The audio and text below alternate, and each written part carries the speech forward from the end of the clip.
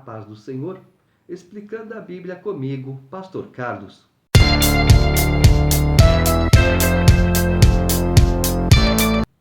Mateus, capítulo 3. Naqueles dias, apareceu João Batista pregando no deserto da Judéia e dizia: Arrependei-vos, porque está próximo o reino dos céus, porque este é o referido por intermédio do profeta Isaías. Vós, do que clama no deserto, preparai o caminho do Senhor, endireitai as suas veredas. Usava João vestes de pelos de camelo e um cinto de couro. A sua alimentação eram gafanhotos e mel silvestre. João Batista foi chamado de Nazireu. Não que ele fosse, ele vivia como um Nazireu.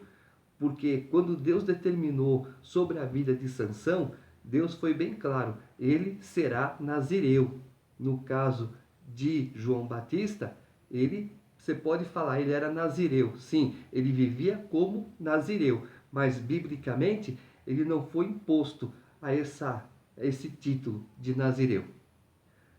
Então saíam a ter com ele Jerusalém, toda a Judéia e toda a circunvizinhança do Jordão, e eram por ele batizados no rio Jordão, confessando os seus pecados.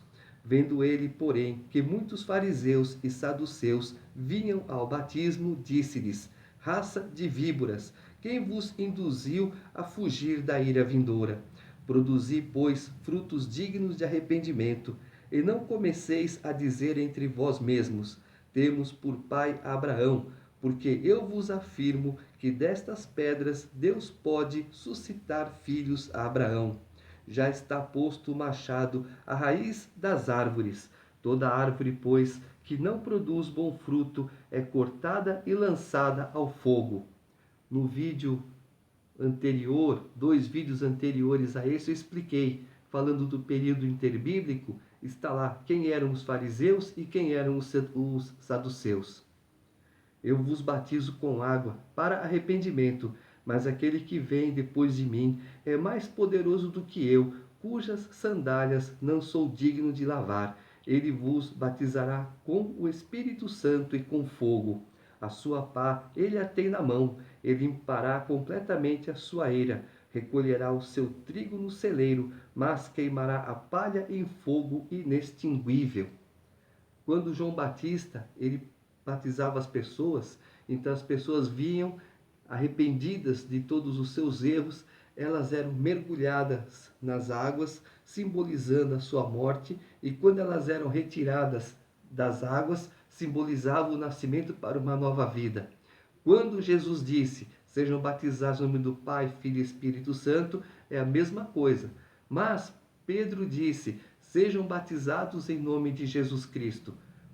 Qual a diferença? É que agora João Batista ele batizava, mas ele não tinha uma referência. Pedro tem uma referência. Qual é? A cruz do Calvário, Jesus Cristo. Mas Jesus disse: Em nome do Pai, Filho e Espírito Santo. Quando Pedro fala em nome de Jesus Cristo, ele está dando uma referência. Qual é? A cruz do Calvário. É essa a diferença. Por esse tempo, dirigiu-se Jesus da Galiléia para o Jordão, a fim de que João o batizasse. Ele, porém, o dissuadia, dizendo: Eu é que preciso ser batizado por ti, e tu vens a mim? Mas Jesus lhe respondeu: Deixa por enquanto, porque assim nos convém cumprir toda a justiça. Então ele o admitiu. Batizado Jesus, saiu logo da água, eis que se lhe abriram os céus, e viu o Espírito de Deus descendo como pomba, vindo sobre ele. E eis uma voz dos céus que dizia: Este é o meu Filho amado, em quem me comprazo. Capítulo 4. A seguir, foi Jesus levado pelo Espírito ao deserto para ser tentado pelo diabo, e depois de jejuar 40 dias e 40 noites, teve fome. O mesmo período que Moisés ficou no monte recebendo as informações de Deus. É impossível ao ser humano 40 dias, 40 noites, sem comer, sem beber. Pode ser que não morra, mas enfraquecerá e muito. Ou pode até morrer dependendo do corpo da pessoa, né? Mas Deus é poderoso para cuidar com alimento, com água. Deus mantém o nosso corpo. Ele tira tudo do nada. Então, 40, simplesmente o número de tribulação. Então o tentador, aproximando-se, lhe disse: Se és filho de Deus, manda que estas pedras se transformem em pães. Jesus, porém, respondeu: Está escrito: Não só de pão viverá o homem, mas de toda palavra que procede da boca de Deus. Então o diabo o levou à cidade santa, colocou-o sobre o pináculo do templo e lhe disse: Se és filho de Deus, atira-te abaixo, porque está escrito: Aos seus anjos ordenará a teu respeito que te guardem, e eles te sustentarão nas suas mãos, para não tropeçares em alguma pedra. Respondeu-lhe Jesus: Também está escrito: Não tentarás o Senhor teu Deus. Levou ainda o diabo ao monte muito alto, mostrou-lhe todos os reinos do mundo e a glória deles, e lhe disse: Tudo isto te darei se, prostrado, me adorares. Então Jesus lhe ordenou: Retira-te, Satanás, porque está escrito: Ao Senhor teu Deus adorarás e só a ele darás culto. Com isto o deixou o diabo, e eis que vieram anjos e o serviram. Desde o início, o inimigo luta contra Deus com a própria palavra dele. Olha, pode comer. Não, Deus falou que se a gente comer, vamos morrer. Morre nada, vocês serão igual a eles, conhecedores. Ah, é? É, não. Morreram? Não morreram fisicamente, morreram espiritualmente. Por isso que você tem que pegar o texto, interpretar, ver o contexto, para saber realmente o que aconteceu. Ah, eles morreram? Não morreram fisicamente, morreram espiritualmente porque se afastaram de Deus. Quando Deus então chega ao Éden para conversar com o homem, com a mulher, quando eles estão escondidos, fugiram da presença do Senhor de vergonha porque estavam nus. Aqui o diabo, ele fala: se você se ajoelhar, me adorar de joelhos, tudo isso eu te dou.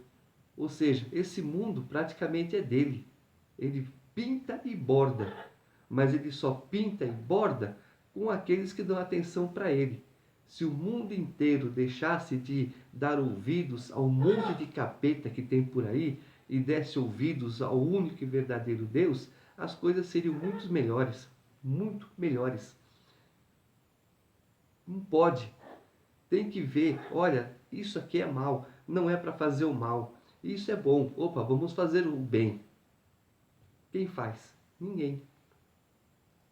Ouvindo, porém, Jesus que João fora preso, retirou-se para a Galiléia e, deixando Nazaré, foi morar em Cafarnaum, situada à beira-mar, nos fins de Zebulon e Naphtali, para que se cumprisse o que fora dito por intermédio do profeta Isaías: terra de Zebulon, terra de Naphtali, caminho do mar além do Jordão, Galiléia dos gentios.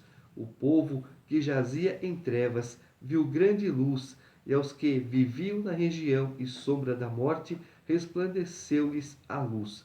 Daí por diante, passou Jesus a pregar e a dizer: Arrependei-vos, porque está próximo o reino dos céus.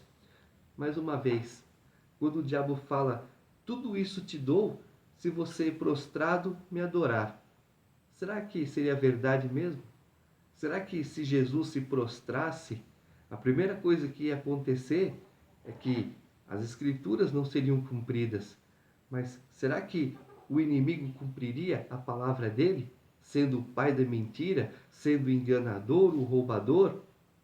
Não. Jesus sabe, Jesus conhece e Jesus fez o que há de mais certo. Afasta-te, não tenho parte com você não. Caminhando junto ao mar da Galiléia, viu dois irmãos, Simão, chamado Pedro, e André, que lançavam as redes ao mar, porque eram pescadores. E disse-lhes: Vinde após mim, e eu vos farei pescadores de homens. Então eles deixaram imediatamente as redes e o seguiram. Passando adiante, viu outros dois irmãos, Tiago, filho de Zebedeu, e João, seu irmão, que estavam no barco em companhia de seu pai, consertando as redes, e chamou-os. Então eles, no mesmo instante, deixando o barco e seu pai, o seguiram. Percorria Jesus toda a Galiléia, ensinando nas sinagogas, pregando o evangelho do reino e curando toda sorte de doenças e enfermidades entre o povo. E a sua fama correu por toda a Síria. Trouxeram-lhe então todos os doentes, acometidos de várias enfermidades e tormentos, endemoniados, lunáticos e paralíticos, e ele os curou. E da Galiléia, Decápolis, Jerusalém, Judéia e da além do Jordão, numerosas multidões o seguiam. A Bíblia fala que o mundo inteiro conhecerá Jesus. Quando o mundo inteiro conhecer Jesus, então é quando ele volta. Como isso se dará? Deus tem seus meios, seus métodos, seus modos. Se a Bíblia falou que o mundo inteiro conhecerá Jesus, na realidade o mundo inteiro hoje conhece, já ouviu falar.